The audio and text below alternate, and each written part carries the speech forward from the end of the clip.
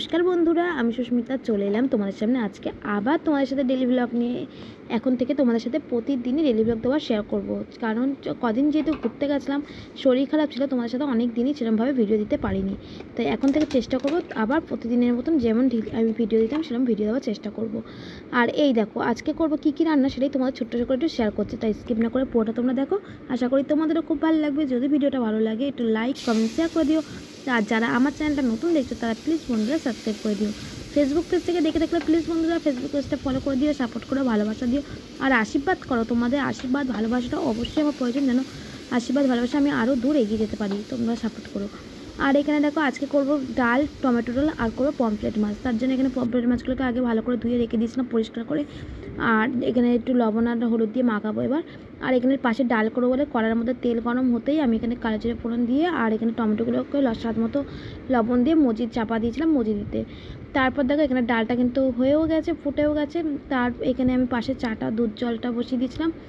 দুধ জলটা ফুটতেই তারপর চাপটা দিয়েছিলাম, কেন জলটা যদি কাঁচা অবস্থায় যদি দুধের মধ্যে জলটা যদি না ফোটে না, চাটা সেরকম স্বাদ হয় না।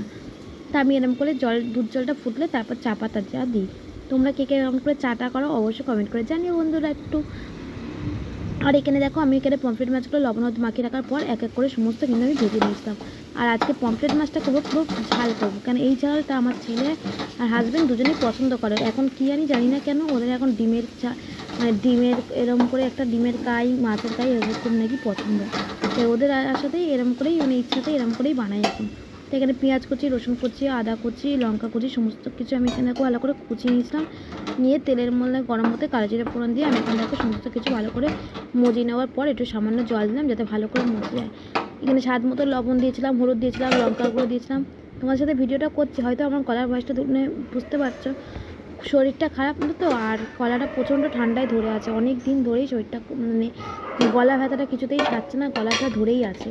সেই ঘুরতে গেছিলাম, জ্বর এসেছিলো, সেই থেকে ধরে আছে। কাশি তো প্রচুর হয়েছিল, কাশির ওষুধ খেয়ে কাশিটা সেরেছে ঠিকই, কিন্তু এই গলা ধোয়াটা এখনও পর্যন্ত আছে। তোমরা হয়তো আমার গলার ভয়েস শুনে বুঝতেই পারছো।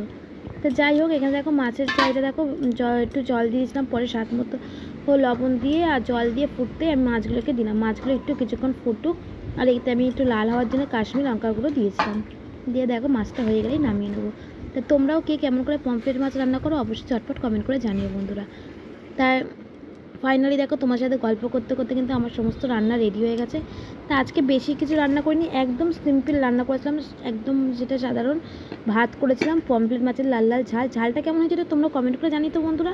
আর করেছিলাম টমেটো ডাল। তা আজকের ভিডিওটা কেমন লাগলো তোমরা কিন্তু ঝটপট কমেন্ট করে জানিও বন্ধুরা।